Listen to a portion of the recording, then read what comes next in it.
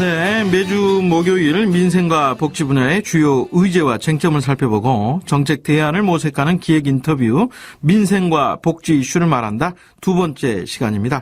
복지국가 소사이어티 공동대표를 맡고 계신 이상희 제주대 의학전문대학원 교수와 함께합니다.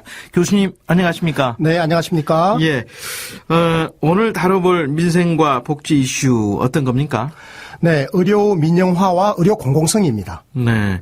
저는 의료 민영화라고 하면 영리병원 설립 여부를 둘러싼 논란이 먼저 떠오르는데요.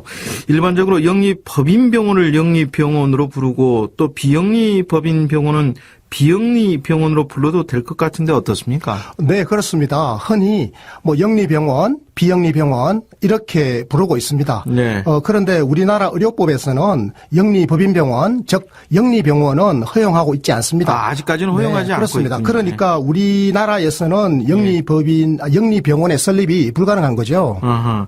그런데 이 영리병원 또 비영리병원은 어떤 기준으로 구분을 하게 되나요? 자본시장으로부터 투자를 받을 수 있는지, 병원 수익을 투자자에게 배당할 수 있는지의 여부입니다. 네. 이것이 가능하면 영리병원이고 예. 불가능하면 비영리병원이죠. 다시 말씀드리자면 영리병원은 병원의 수익을 병원 외부의 투자자들에게 배당을 할 수 있는 반면에 네. 비영리병원은 병원 수익을 전부 병원의 발전을 위해서 재투자를 해야 하는 거죠. 투자자들이 소유한 병원이 이 영리병원이다 이런 얘기가 될 수 있을 텐데 그렇다면 영리병원이 우리에게 좋은 건지 이제 이 부분을 좀 살펴봐야 될 것 같아요. 이명박 정부 당시에 영리병원을 도입하면 그 의료 서비스의 질이 높아진다 이런 주장을 하지 않았습니까? 제 기억에는 그렇게 생각이 되는데 어떻습니까? 실제로 그렇습니까? 네, 이 부분에 대해서는 미국의 사례를 좀 살펴보는 게 좋을 것 같습니다. 미국은 전체 병원의 20% 그러니까 한 1,000개 정도가 영리병원입니다. 네. 그리고 공공병원이 23%이고 나머지 57%는 비영리 민간병원인데요. 예. 미국의 시사주간지 US News and World Report가 매년 전국의 5,000개 병원들을 대상으로 의료 서비스의 질을 평가하고 있는데요. 네. 거기서 질 높은 병원들은 거의 전부가 비영리 병원들입니다. 그리고 미국에서 이루어진 연구들에 의하면 사망률이나 예방 가능한 의료 과오의 발생률이 비영리 병원에 비해서 영리 병원에서 훨씬 더 높았습니다.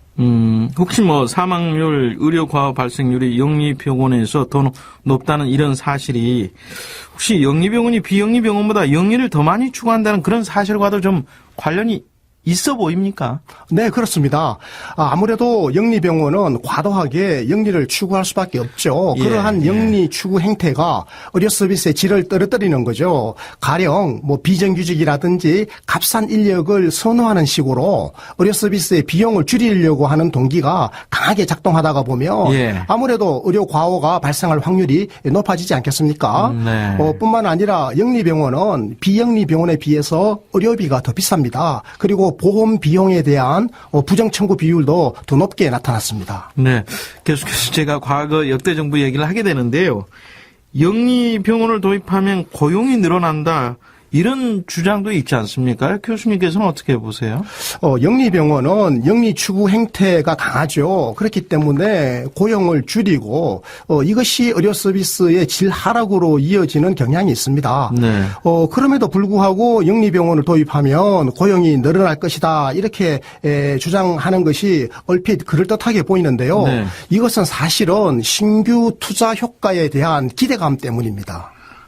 신규 투자 효과라는 게 이 영리병원이 법적으로 허용되면 자본시장 투자자들이 영리병원을 많이 설립하게 될 거고 이렇게 되면은 신규 고용을 기대할 수 있다 이런 걸 의미하는 거 아닐까요? 네, 그렇습니다. 그런데 이제 이런 기대는 잘못된 네. 거죠. 왜냐하면 우리나라는 병원 병상의 수가 인구 1,000명당 10병상입니다. 예. OECD 평균 4.8병상에 비하면 2배가 넘거든요. 예. 당장 병원 수를 줄여야 하는 심각한 지금 병상 과잉 상황에 놓여 있습니다. 예. 여기서 영리병원 신규 투자로 인해서 병상이 만약에 더 늘어나게 된다면 네. 아무래도 기존의 비영리 병원들이 그만큼 이제 문을 닫게 되거든요. 네. 이렇게 되면 전체적으로는 고용 정대가 일어나지 않게 됩니다. 그렇기 때문에 고용을 정대하기 위해서라고 한다면 오히려 국민건강보험의 재정 확충을 통해서 공공 투자를 하는 것이 훨씬 더 효과적이다 이런 말씀을 드릴 수 있겠습니다. 노무현 정부 때 그 인천 경제 자유구역에 외국인 영리병원을 허용하는 문제로 정부와 시민사회 간의 갈등이 컸었던 기억이 저는 있는데요. 맞습니다. 경제 자유구역법이라고 하는 게 있죠. 예. 김대중 정부 말기 2002년 12월 달에 제정되었는데요. 네. 당시 경제 자유구역의 외국인을 위한 전용 병원을 비영리 법인으로 외국인만 설립할 수 있도록 했거든요. 네. 그런데 어떤 외국인도 비영리 외국인 전용 병원을 지으려고 하지 않았던 겁니다. 예. 그래서 노무현 정부는 2004년 12월에 경제자유구역법을 개정하게 됩니다. 예. 그래서 외국인 영리병원을 허용하는 거죠. 그리고 여기에 내국인도 가서 진료를 받을 수 있도록 했고 국민건강보험은 적용되지 않도록 이렇게 했습니다. 그 외국인 영리병원 허용 관련해서는 이 인천 경제자유구역에만 허용을 하게 되면 부정적인 파급 효과는 크게 우려하지 않아도 된다. 또 이런 논리가 있지 않았습니까? 그렇습니다. 그런데 시민사회에서는 그렇게 보지 않았던 거죠.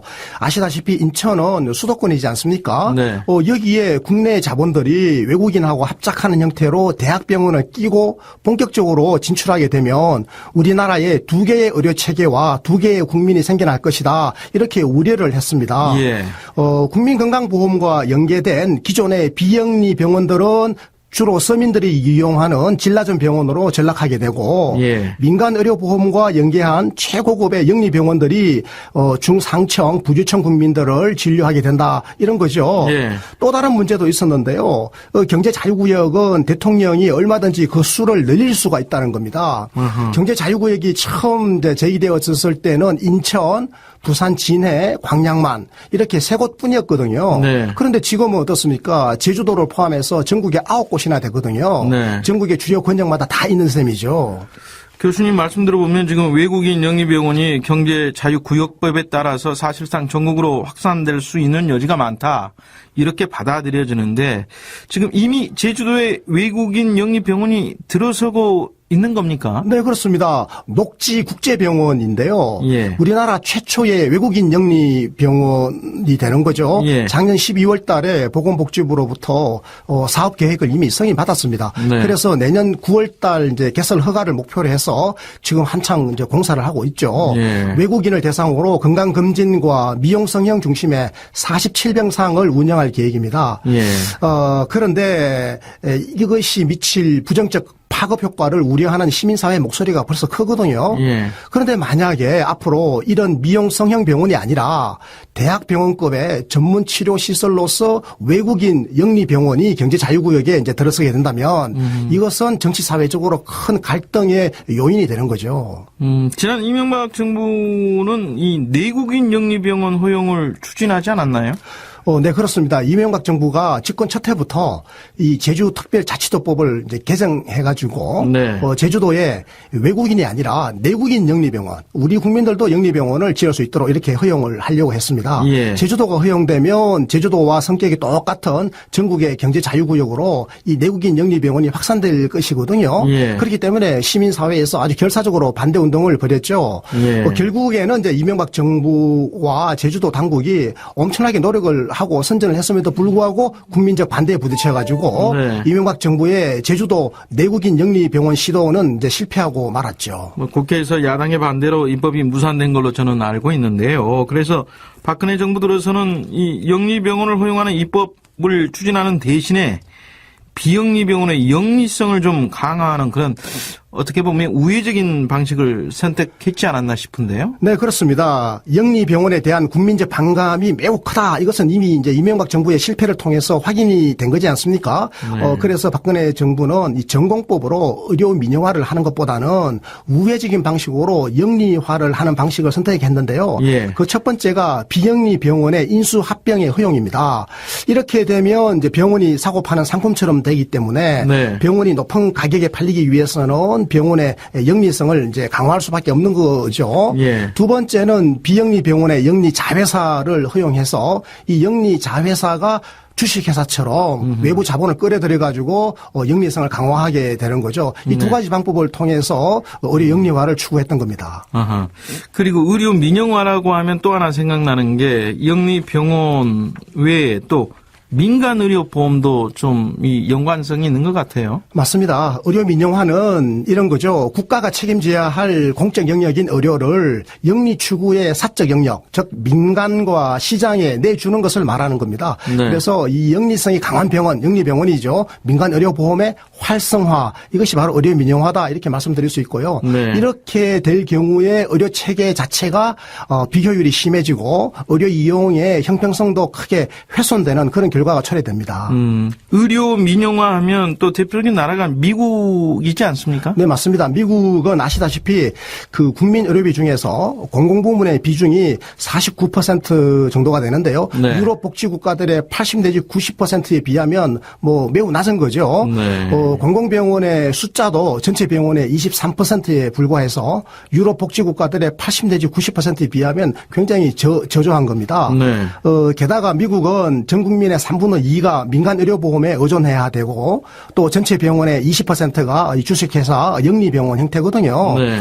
그 결과 미국의 국민 의료비가 GDP의 17%나 됩니다. 예. OECD 평균의 이제 2배나 되는 건데요. 예. 그러면서도 의료 이용은 양극화되어 있고 국민의 건강 수준은 OECD 국가들 중에서 최하위 수준에 머물고 있습니다. 네. 이게 바로 이제 의료 민영화의 귀결이다 이렇게 말씀드리겠습니다. 교수님, 그러면은 우리나라는 의료 민영화 관련해서 글쎄요, 어떤 길을 가야 한다고 생각하십니까? 네, 우리나라는 국민 의료비 중에서 공공부문의 비중이 한 55%쯤 되는데요. 이게 미국에 거의 가깝습니다. 그리고 공공병원의 비중은 5.7%밖에 안 돼가지고 네. 미국의 23%에 비해 크게 못 미치죠. 그러니까 의료 공공성으로 따져보면 후진국입니다. 네. 그럼에도 불구하고 우리나라가 국민 의료비는 GDP의 7.2%만 쓰면서도 미국의 절반도 안 되는 의료비를 쓰면서도 우리 국민들의 의료 이용의 형평성 수준이 굉장히 높고 그리고 우리 국민의 건강 수준이 미국보다 훨씬 우수하거든요. 그건 왜 그렇습니까? 이 두 가지 이유가 있는데요. 첫 예. 번째는 전 국민을 포괄하는 국민 건강보험이 우리에게 있다라고 하는 거고요. 네. 두 번째는 아직 우리나라에는 영리병원이 없다라는 겁니다. 예. 그래서 우리는 이제 미국의 경우를 반면 교사로 삼아서 앞으로 유럽 복지국가들의 의료 공공성을 배워서 OECD 평균 수준까지는 의료 공공성을 확충해놓고 보는 게 우선이다 이런 생각이 듭니다. 네. 예, 민생과 복지 이슈를 말한다. 기획 인터뷰 두 번째 시간으로 오늘은 의료 민영화와 의료 공공성에 대한 이야기 좀 나눠봤습니다. 이상희 제주대 의학전문대학원 교수와 함께했습니다. 교수님, 오늘 또 나와주셔서 고맙습니다. 네, 감사합니다.